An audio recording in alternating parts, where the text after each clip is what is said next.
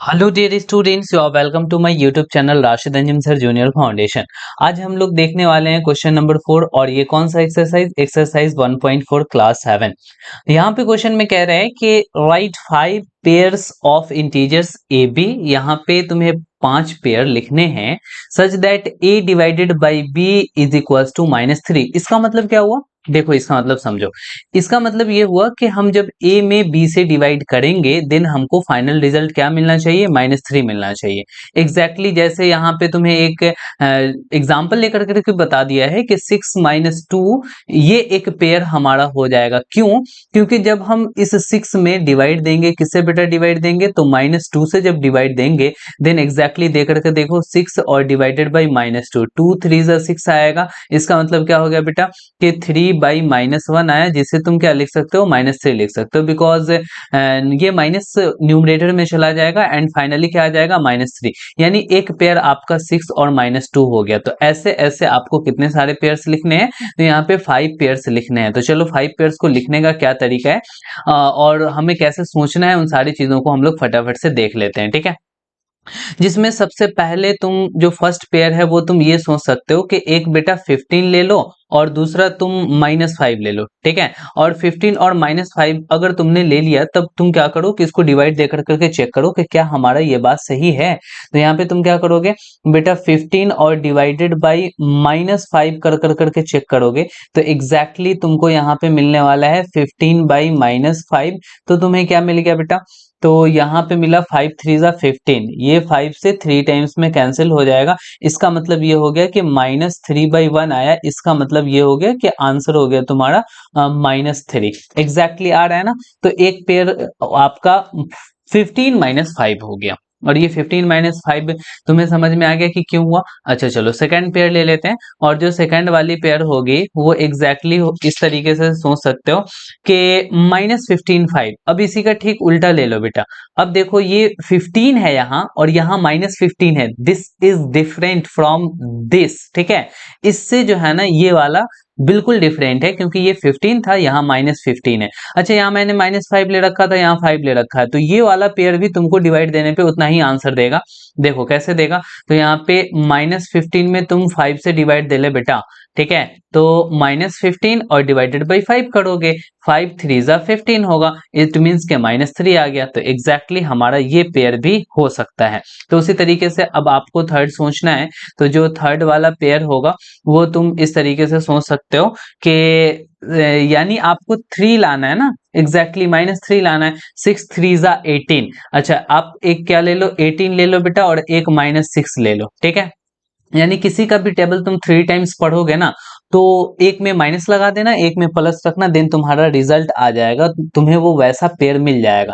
देखो यहाँ पे 18 को तुम -6 से डिवाइड दे लो, देन कितना मिलने को है? तो 18/-6 मिलने को है। तो ये एग्जैक्टली 6 3 जा 18 हो जाएगा, यानी कि 3/-1 आएगा। और 3/-1 को बेटा क्या लिख सकते हैं? -3 लिख सकते हैं। क्यों? क्योंकि निगेटिव वाला जो साइन है वो ऊपर चला जाएगा, जो स्टैंडर्ड फॉर्म में होता है। ठीक है, अब तुम ठीक इसी का उल्टा ले लो, यानी कि तुम ऐसे कर करके ले सकते हो बेटा कि -18 और 6 ले लो। ठीक है, साइन चेंज कर दो जो बिल्कुल डिफरेंट है पहले वाले से। और इसको भी तुम जब सॉल्व करोगे ना देन तुमको उतना ही आने को। -18 और डिवाइडेड बाई जब 6 करोगे देन -18 को न्यूमरेटर में रखोगे और 6 को डिनोमिनेटर में। 6 3 जा 18, एग्जैक्टली -3 आ गया। ठीक है, चलो ये फिफ्थ वाला हम एक और पेयर लेना है। जैसे कि हमने 4 पेयर ले लिया ना, वैसे ही अब हम फिफ्थ वाला पेयर लेंगे। एग्जैक्टली यहाँ पे तुम ध्यान देना, ये जो फिफ्थ पेयर है इसमें आपको सोचना पड़ेगा। किसी का भी टेबल तुम 3 टाइम्स पढ़ लो, जैसे कि तुमने यहाँ पे 8 3 जा 24, यानी कि एक 24 ले लो बेटा और एक -8 ले लो। लो, अब इसको भी तुम डिवाइड देकर करके देख लो। 24 और डिवाइडेड बाई -8 करोगे तो एग्जैक्टली कितना आने वाला है? तो यहाँ पे ध्यान देना कि 24 को न्यूमरेटर और -8 को डिनोमिनेटर में रखोगे। एग्जैक्टली 8 3 जा 24। इट मीन्स के 3/-1 आएगा, जो आपको 3 दे देगा। क्लियर हो पा रहा है? तो इसी तरीके से हमने क्या किया ना बेटा, यहाँ पे टोटल कितने सारे हम लोगों ने देख लिया। तो बिल्कुल हम लोगों ने यहाँ पे 5 पेयर को देख लिया है। ठीक है, तो ये 5 5 पेयर आपके आंसर्स हो गए। चलो अब हम चलते हैं नेक्स्ट वाले क्वेश्चन पे, और नेक्स्ट वाला क्वेश्चन क्या कह रहा है उसको हम लोग देखते हैं। यहाँ पे इस क्वेश्चन में ये कह रहा है बेटा कि the temperature eight 12 Noon was 10 degree Celsius above zero. अच्छा, यानी 12 बजे दोपहर में 10 डिग्री सेल्सियस था, ठीक है, यानी कि 0 से 10 डिग्री सेल्सियस ज्यादा था। If it decreases eight the rate of 2 degree Celsius, अगर ये 2 डिग्री सेल्सियस से डिक्रीज करता है पर आवर, हर एक घंटे में 2 डिग्री सेल्सियस ये डिक्रीज कर जाएगा। इसका मतलब क्या हुआ, अगर 10 डिग्री सेल्सियस है, अगर 10 बजे, ठीक है, 10 डिग्री सेल्सियस है, तो 9 बजे 10 के बाद 11 बजेगा ना बेटा, तो 11 बजे ये कितने हो जाएंगे, 2 डिग्री सेल्सियस कम हो जाएंगे, यानी 8 डिग्री सेल्सियस। फिर 1 घंटे बाद यानी 12 बजेगा, तो 12 बजे कितने हो जाएंगे बेटा, तो ये हो जाएंगे 6 डिग्री सेल्सियस। यानी कि 2 डिग्री सेल्सियस ऑलवेज ये पर आवर डिक्रीज होता रहेगा। तो इतनी बातें क्लियर है तुम्हें। चलो जब इतनी बात क्लियर है, देन आगे पढ़ते हैं कि अंटिल मिडनाइट, और ये रात तक ऐसा कहानी होता है, ठीक है, रात तक 2-2 डिग्री सेल्सियस ये घटता रहता है। At what time would the temperature be 8 degree Celsius below zero, तो 0 से 8 डिग्री सेल्सियस नीचे कब होगा। And what would be the temperature at midnight, और रात के समय टेम्परेचर क्या होगा। इन तीनों सवालों का तुम्हें जवाब देना है, ठीक है। तो यहाँ पे बेटा तुम देख लेना कि 12 बजे कितने टेम्परेचर हैं, टेम्परेचर एट 12 नून, ठीक है, 12 बजे कितने टेम्परेचर है बेटा, तो तुम कहोगे कि 10 डिग्री सेल्सियस है। 12 बजे कितने, 10 डिग्री सेल्सियस। अच्छा, टेम्परेचर में किस रेट से चेंज हो रहा है, तो rate of change of temperature, rate of change of temperature. बेटा टेम्परेचर में जो रेट है, जिस रेट से टेम्परेचर चेंज हो रहा है, वो है 2 डिग्री सेल्सियस पर आवर, ठीक है। हर 1 घंटे कितने डिग्री सेल्सियस वो चेंज हो जाता है, 2 डिग्री सेल्सियस, बट डिक्रीज करता है, डिक्रीज यहाँ पे देखो, तो डिक्रीज कर रहा है ना, इसीलिए हम लोग यहाँ पे निगेटिव में लेंगे, तो -2 डिग्री सेल्सियस बोलेंगे। 1 घंटे में कितने हो रहे हैं, तो -2 डिग्री सेल्सियस हो रहे हैं, ठीक है। तो अब बताना, 12 बजे दोपहर में 10 डिग्री सेल्सियस है, तो टेम्परेचर एट 1 PM, 1 बजे दिन में कितने टेम्परेचर हो जाएंगे बेटा, तो अभी तो 10 डिग्री सेल्सियस है, और उसमें हम क्या करेंगे, -2 डिग्री सेल्सियस को बेटा ऐड कर देंगे, ठीक है। तो जैसे ही हम -2 डिग्री सेल्सियस को यहाँ पे ऐड करेंगे, तो एग्जैक्टली कितना हो जाएगा, तो देखो यहाँ पे 8 डिग्री सेल्सियस आ जाएगा, यानी कि टेम्परेचर एट 1 PM, 1 PM में टेम्परेचर कितने हो गए, तो 8 डिग्री सेल्सियस हो गए, ठीक है। तो अब हमको आगे स्टेप फॉरवर्ड करना पड़ेगा, ठीक है। 2 PM में हमें देखना पड़ेगा कि 2 PM में कितने टेम्परेचर हो जाएंगे, तो एग्जैक्टली क्या है ना, तुम लिखो 8 डिग्री सेल्सियस, ठीक है, और उसमें तुम क्या कर दो कि ऐड कर दो कितना, तो -2 डिग्री सेल्सियस को ऐड कर दो, तो देखो 8 - 2 एग्जैक्टली 6 डिग्री सेल्सियस आएगा। तो उसी तरीके से टेम्परेचर एट 3 PM, 3 PM पे क्या टेम्परेचर होंगे, तो 3 PM पे टेम्परेचर हो जाएगा बेटा 6 डिग्री सेल्सियस। अब ये रहा ना, इसमें फिर क्या कर लोगे कि -2 डिग्री सेल्सियस कर लोगे, तो एग्जैक्टली ये कितना हो जाएगा, 4 डिग्री सेल्सियस हो जाएगा। तो तुम्हें यहाँ पे लिखना होगा 4 डिग्री सेल्सियस। तो इस तरीके से तुम्हें क्या हो रहा है कि टेम्परेचर घटते जा रहे हैं, 8 से 6 हो रहा है, 6 से 4 हो रहा है।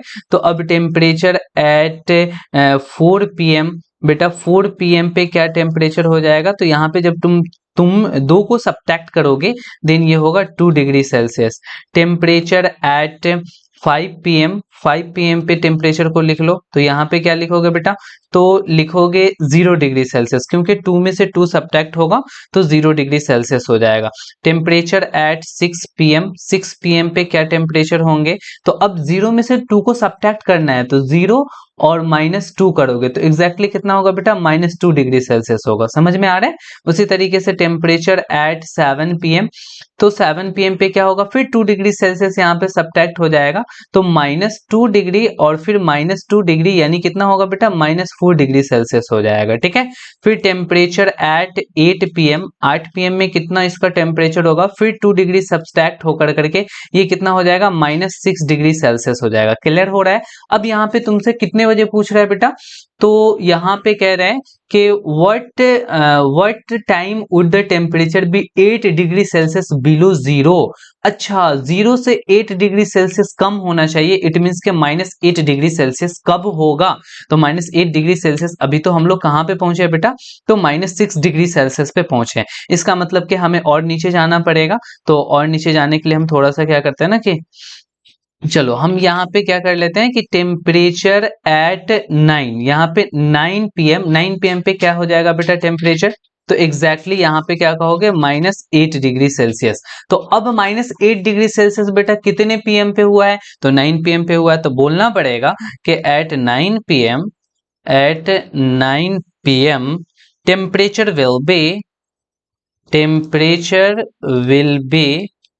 Will be 8 degree Celsius, 8 degree Celsius below 8 degree Celsius below zero. ठीक है, जीरो से ये 8 डिग्री सेल्सियस कम हो जाएगा। कितने बजे? तो बेटा 9 पीएम पे। अब यहाँ पे तुम देखना जरा, यहाँ पे कुछ और क्वेश्चन भी कह रहा है कि what would be the temperature at midnight. Midnight बोले तो कितने बजे? तो यहाँ पे 12 बजे रात में बेटा। ठीक है, तो 12 बजे दोपहर में 10 डिग्री सेल्सियस है और 12 बजे रात में यहाँ पे पूछ रहा है, यानी कि हमें 12 घंटे बाद कितने डिग्री सेल्सियस ये कम हो जाएगा। तो आपको क्या करना पड़ेगा कि एग्जैक्टली देखो ऐसे कर लोगे देन आपका पूरा का पूरा आंसर आ जाएगा। मैं यहाँ पे कर रहा हूँ, यहाँ पे देखना बेटा, मैं इसको यहाँ से पार्टीशन कर दिया। अब एग्जैक्टली यहाँ पे मैं ब्लू कलर से लिख रहा हूँ।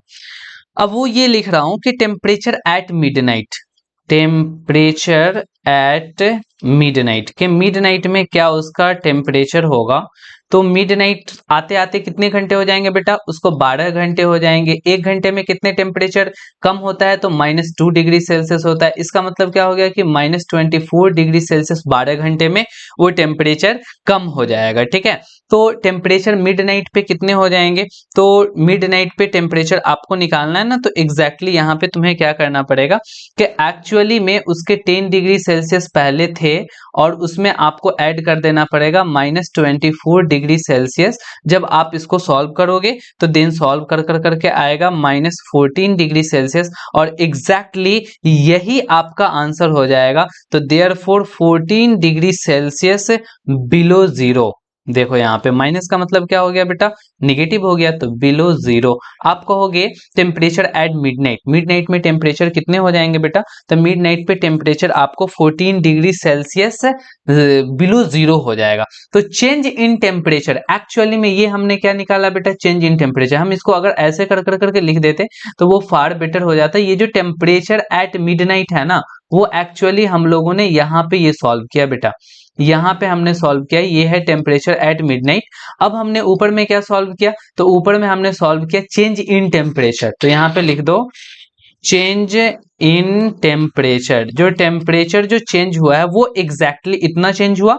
टेम्परेचर एट मिडनाइट, मिडनाइट में टेम्परेचर क्या होगा? दोनों को ऐड कर देंगे, दोनों को ऐड करेंगे -14 डिग्री सेल्सियस आएगा और यही तुम्हारा आंसर हो जाएगा। चलो हम 5th नंबर क्वेश्चन के बाद चलते हैं 6th नंबर क्वेश्चन पे। और इसमें क्या कह रहा है, इसको बड़े गौर से समझना और सुनना। बहुत लंबा सा क्वेश्चन है, तुम्हें डरना नहीं है, घबराना नहीं है। बस क्या है ना कि हमारे बातों को सुनो और यहाँ पे बोर्ड पे जो भी चीजें लिखी जा रही है इन सारी चीजों को तुम बहुत अच्छे से देखो।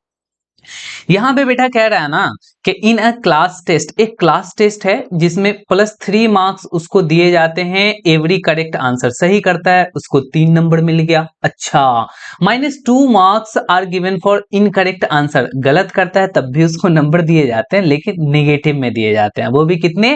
तो बेटा 2 नेगेटिव दिए जाते हैं। ठीक है, -2 दिए जाते हैं। And no marks for not attempting, जो कुछ अटेम्प्ट किया ही नहीं, क्वेश्चन को सॉल्व किया ही नहीं, उसको हम लोग 0 मार्क देंगे। ठीक है, नो मार्क बेटा हम नहीं ये क्वेश्चन वाला देने वाला है। ठीक है, अब यहाँ पे कह रहा है कि 1 नंबर में क्वेश्चन में कि राधिका है और ये राधिका नाम की बच्ची जो है ना वो स्कोर 20 मार्क्स, 20 नंबर स्कोर करती है। If she has got 12 correct answer, अगर वो 12 सही करती है तो how many questions has she attempted incorrectly, तो कितनी सारी गलत उसने की। तो चलो इसको सॉल्व करना बहुत इजी है। बस हम क्या करते हैं ना कि पहला नंबर क्वेश्चन को यहाँ पे लिख देते हैं एंड इसको सॉल्व करना शुरू करते हैं। पहले इसको पहले नंबर से आपको कुछ इंफॉर्मेशन जो क्वेश्चंस में दिया हुआ है उसको समझना। यहाँ पे अगर करेक्ट करेक्ट आंसर होगा, करेक्ट आंसर, तो बेटा उसको कितने मार्क्स मिलेंगे? तो करेक्ट आंसर्स के लिए उसको 3 मार्क्स मिलेंगे, ये बात को तुम्हें ध्यान में रखना पड़ेगा। अच्छा, इनकरेक्ट आंसर या कहो कि रॉन्ग आंसर, ठीक है, तो इनकरेक्ट आंसर के लिए उसको कितने मार्क्स दिए जाएंगे बेटा? तो -2 मार्क्स दिए जाएंगे, इस बात को भी ध्यान में रखना। अच्छा, नॉट अटेम्प्ट, अगर अटेम्प्ट नहीं किया जाएगा किसी क्वेश्चन को, देन उसको कितने मार्क्स मिलेंगे? तो नॉट अटेम्प्ट के लिए हमें मार्क्स जो मिलने वाले वो 0 मार्क्स मिलने वाले, ठीक है, तो इस बात का तुम्हें ध्यान रखना। अब चलते हैं क्वेश्चन नंबर फर्स्ट पे। ये राधिका नाम की बच्ची है, उसने क्या किया ना कि मार्क्स अवॉइड 12 क्वेश्चन पे किया, ठीक है, क्योंकि 12 क्वेश्चन उसने सही किया है, देन हम यहां पे लिख सकते हैं कि marks awarded for 12 correct, for 12 correct answer, ठीक है, 12 सही आंसर करने के लिए उसको 12 इंटू 3 मार्क्स मिलेंगे, इसका मतलब कि 36 मार्क्स मिले होंगे बेटा। चलो बढ़िया है। अच्छा, उसके बाद उसने कुछ गलतियां भी की है। क्या गलतियां की है कि how many questions she attempted incorrectly, अच्छा उसको टोटल मार्क्स बेटा कितना मिला है? तो 20 मार्क्स उसको मिला हुआ है, ठीक है, तो अब यहाँ पे आपको लिखना पड़ेगा कि टोटल स्कोर जो क्वेश्चन में दिया हुआ है उसको लिख लेना है आपको। टोटल स्कोर उसको कितना मिला बेटा? 20 मार्क्स मिला है। अब यहाँ पे तुमको ध्यान देने वाली बात है कि marks avoided for incorrect answer, ठीक है, इनकरेक्ट के लिए उसको कितने सारे मार्क्स मिले होंगे? तो यहाँ पे सुनो, marks avoided avoided for incorrect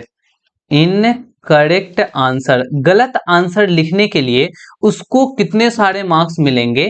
तो जो टोटल मार्क्स है उसमें से बेटा हम क्या करेंगे? सब्ट्रैक्ट कर देंगे। किसको सब्ट्रैक्ट कर देंगे? तो करेक्ट आंसर को हम लोग घटा देंगे। अब करेक्ट आंसर को घटाने, देखो ना, टोटल मार्क्स जितना लेकर के राधिका आई है उसमें से जितना मार्क्स उसको सही करने पे मिला है, तो उसको अगर सब्ट्रैक्ट कर देंगे तो ऑब्वियस सी बात है कि इनकरेक्ट पे उसको कितना मार्क्स मिला होगा, ये बात निकल कर करके आ जाएगा। तो चलो, टोटल मार्क्स उसको बेटा 20 है और करेक्ट आंसर के लिए उसको कितने मिले हैं? 36 मिले हैं। इसका मतलब कि देखो, डिफरेंट साइन है, सब्ट्रैक्ट करोगे तो -16 आएगा। अच्छा, गलतियां करने पे उसको -16 मार्क्स मिले होंगे। तो देन अब तुम कह सकते हो कि कितनी सारी उसने गलतियां की हैं, तो एक क्वेश्चन गलती करने पे उसको -2 मिले होंगे। इसका मतलब कि 2 से डिवाइड दे दोगे बेटा तो कितना आएगा? 8। अच्छा, 8 क्वेश्चन उसने गलती की है, ठीक है, तो यहाँ पे हमें लिखना पड़ेगा लैंग्वेज में, और कैसे कर करके लिखना पड़ेगा तो उन्हीं चीजों को अभी हम लोग सीखने वाले हैं।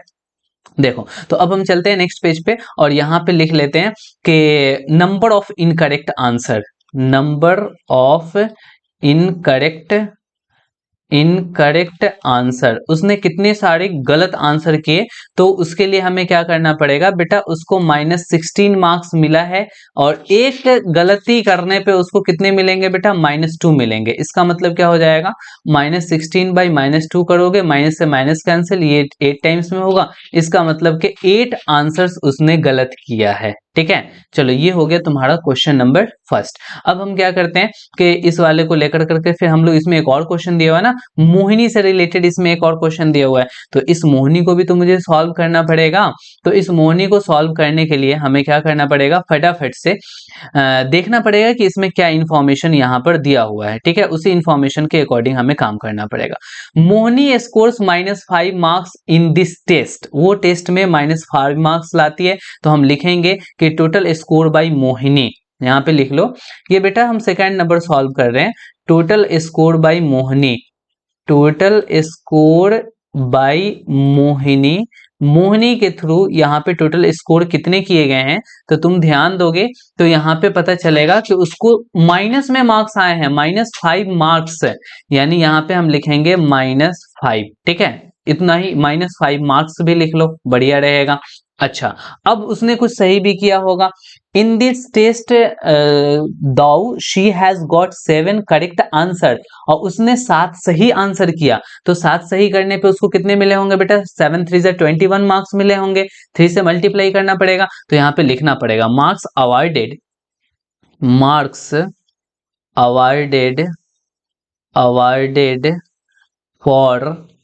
For 7 correct answers, 7 correct answer. 7 correct answer के लिए 7 इंटू 3 कर लो बेटा, यानी कि 21 मार्क्स उसको मिलेंगे सही करने पे। अच्छा, अब इनकरेक्ट उसने किया होगा तो कितने नंबर पाए होंगे इनकरेक्ट? तो यहाँ मार्क्स अवॉर्डेड फॉर इनकरेक्ट, यहाँ पे इनकरेक्ट लिख देता हूं। इनकरेक्ट करने के लिए उसको कितने मार्क्स मिले होंगे? तो हम क्या करेंगे, टोटल जो उसके मार्क्स आए हैं उसमें से करेक्ट मार्क्स को हम क्या करेंगे, सब्ट्रैक्ट कर देंगे। एग्जैक्टली तुमको मिल जाएगा कि कितनी सारी उसने गलतियां की है, यानी कि 21 मार्क्स बेटा उसको टोटल नहीं है, टोटल उसके -5 मार्क्स है। तो -5 में सब्ट्रैक्ट कर देंगे करेक्ट मार्क्स। करेक्ट कितने हैं बेटा? तो 21 है। तो एग्जैक्टली सॉल्व करोगे तो -26 आ जाएगा, क्योंकि दोनों हमारे निगेटिव हैं। तो -26 मार्क्स उसको गलतियां करने पर मिले हैं। तो अब यहाँ पे नंबर ऑफ क्वेश्चंस कितने सारे हो जाएंगे? तो number of incorrect answer, incorrect incorrect answer यानी कि गलत आंसर उसने कितने सारे किए होंगे? तो बेटा -26 उसने टोटल किया, यहाँ पे -26 उसने टोटल गलतियां किया। एक गलती पे उसको 2 मार्क्स काटे जाते थे, तो हमें यहाँ पे डिवाइड दे देना पड़ेगा बेटा। किससे डिवाइड देना पड़ेगा? तो एग्जैक्टली -2 से डिवाइड देना पड़ेगा। तो फाइनली कितना आएगा? तो बेटा 13 आ जाएगा, यानी कि उसने 13 क्वेश्चन को रॉन्ग कर दिया। फाइनली उसको कितना मिला? -5 मार्क्स मिले। बेटा उसने सही कितना किया? 7 सही किया, 13 क्वेश्चन को गलत कर दिया। ठीक है, इसीलिए मोहिनी को इतने कम मार्क्स मिले हैं। ठीक है, अब चलो नेक्स्ट क्वेश्चन पे मूव करते हैं। नेक्स्ट क्वेश्चन नंबर है 7, और इस 7 नंबर क्वेश्चन में कह रहा है, पढ़ेंगे अच्छे से। An elevator descends into a mine shaft at the rate of 6 meter per minute. ठीक है, एक एलिवेटर है और एक माइन है। माइन मीन्स होता है खादान। ठीक है, उसमें क्या है ना कि वो डिसेंड कर रहा है, यानी कि ऊपर से वो नीचे की तरफ एलिवेटर आ रहा है, और ये जो एलिवेटर है उसकी स्पीड क्या है?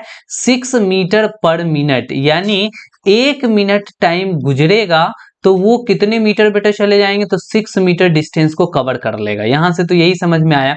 If the descent starts from 10 meter above the ground, अगर कोई ग्राउंड है इसके 10 मीटर एबव से वो डिसेंड करना शुरू करता है, यानी कि नीचे आना शुरू करता है, तो how long will it take to reach -350 meter? यानी कि अब यहां से वो क्या करेगा ना कि एग्जैक्टली यहां पे सपोज दैट के ग्राउंड है, इस ग्राउंड से 10 मीटर एबव यहाँ पे मेरा एलिवेटर है। ठीक है, अब ये जो एलिवेटर है वो एग्जैक्टली अब नीचे की तरफ जा रहा है, और कितने नीचे की तरफ जा रहा है? तो 350 मीटर जा रहा है। तो नीचे की तरफ जा रहा है तो बेटा नेगेटिव होगा, और यहाँ पे हम क्या करेंगे? प्लस करेंगे। तो अब यहाँ तक पहुंचने में उसको how long will it take, कितने मिनट्स लगेंगे? तो इन चीजों को आपको समझने के लिए बहुत आसान सा है कॉन्सेप्ट। बस आपको क्या करना है ना, फटाफट से यहाँ पे इनिशियल हाइट देख लेना है कि एलिवेटर का क्या है। तो initial height of elevator, initial height of elevator, ठीक है, एलिवेटर का जो इनिशियल हाइट है वो एग्जैक्टली बेटा 10 मीटर है। ठीक है, क्योंकि वो ग्राउंड लेवल से ऊपर है। अच्छा, फाइनल डेप्थ ऑफ एलिवेटर भी हमको यहाँ पे पता है, तो लिख लेंगे फाइनल डेप्थ ऑफ एलिवेटर। ये जो एलिवेटर है इसका फाइनल डेप्थ क्या है? तो फाइनल डेप्थ बेटा 350 मीटर नीचे है, इसीलिए हम लोग माइनस से लेंगे, -350 मीटर। तो टोटल डिस्टेंस यहाँ पे आपको निकल करके आ जाएगा, टोटल डिस्टेंस टू डिसेंड, तो यहाँ पे देख लो ना डिसेंड का स्पेलिंग DESCENT है ना, तो यहाँ पे DESCEND लिखना पड़ेगा बेटा। ठीक है, तो अब यहाँ पे total distance to descend by elevator, elevator के थ्रू यहाँ पे कितना डिस्टेंस हो रहा है डिसेंड, देन तुम्हें क्या करना पड़ेगा? 350 बेटा यहाँ पे नीचे गया तो -350 हो जाएगा। एग्जैक्टली एबव गया था ना यहाँ पे, तो हमें इस 10 को सब्ट्रैक्ट करना पड़ेगा, तब जाकर करके टोटल डिस्टेंस निकलेगा। समझो यहाँ पे समझो, ये क्या है बेटा? ग्राउंड लेवल है। ठीक है, अब इस ग्राउंड लेवल के 10 मीटर ऊपर एक एलिवेटर है, ये बेटा क्या है? यहाँ पे बेटा +10 मीटर है, और यहाँ पे नीचे क्या है ना, एक एलिवेटर नीचे आ रहा है जो कितना है बेटा? -350 है। तो अब आपको क्या करना पड़ेगा कि 350 तो इधर हो गया और 10 इधर हो गया, इन टोटल 360 आएगा। तो ये 360 टोटल कैसे आएगा? तो 360 बेटा एग्जैक्टली आपको क्या करना पड़ेगा, -350 और यहाँ पे 10 को माइनस कर देना पड़ेगा। तो एग्जैक्टली देखो ना, यहाँ पे -360 आ गया ना, इसका मतलब क्या हो गया कि वो x माइनस का मतलब हो गया कि नीचे की तरफ आया है, और 360 का मतलब हो गया कि 350 यहाँ और 10 यहाँ, यानी टोटल 360 डिस्टेंस कवर किया है। तो -360 मीटर वो टोटल डिस्टेंस कवर कर रहा है। अच्छा, तुमको ये पता है कि 1 मिनट में वो कितने जाते हैं? Time taken by elevator, time taken by elevator, time taken by elevator to descend -6 meter, कितने टाइम लगा रहा है बेटा? वो 1 मिनट लगा रहा है। यहाँ पे क्वेश्चन में तुमको बोल रहा है कि 6 मीटर पर मिनट, तो 6 मीटर पर मिनट का मतलब क्या हुआ? यहाँ पे समझोगे कि 1 मिनट का टाइम गुजरेगा तो वो 6 मीटर जाएगा, और 6 मीटर नीचे की तरफ जा रहा है तो नीचे को हम लोग निगेटिव लेते हैं। इसका मतलब ये पता चला कि -6 मीटर कितने देर में जा रहा है बेटा वो? तो 1 मिनट में जा रहा है। तो एग्जैक्टली हम क्या करेंगे, इन चीजों को यहाँ पर से हटा देते हैं और यहाँ पे आगे बढ़ते हैं। तो इसीलिए time taken by elevator to descend, अब -6 मीटर नहीं जाना उसको, अब कितने जाना है बेटा? तो यहाँ पे 360 मीटर जाना है, यहाँ पे -360 मीटर जाना है। तो लिखेंगे -360 मीटर, तो ये एग्जैक्टली क्या हो जाएगा? तो -360 में हमें क्या देना पड़ेगा? डिवाइड किससे देना पड़ेगा बेटा? तो माइनस यहाँ पे 360 है ना, तो एग्जैक्टली -360 से आपको यहाँ पे डिवाइड देना चाहिए। किससे देना चाहिए? तो 60 से देना चाहिए, और एग्जैक्टली जैसे ही यहाँ पे आप दोगे 60 से, तो ये आपको क्या निकल करके आ जाएगा? एग्जैक्टली नहीं, 60 से नहीं बेटा, 6 से देना पड़ेगा। यहाँ पे 6 है ना, तो यहाँ पे जैसे ही आप 6 से दोगे, 6 नहीं, यहाँ -6 से दे लो, क्योंकि यहाँ पे माइनस है ना, तो आपको यहाँ पे क्या आएगा? -360 बाई -6 करना पड़ेगा। तो एग्जैक्टली माइनस से माइनस कैंसिल हो जाएगा, तो 6 जा 36, यानी कि कितना आ जाएगा? तो 60 मिनट आ जाएगा। अब ये जो 60 मिनट आया ना, इसका मतलब क्या हो गया कि 1 आवर लगेगा।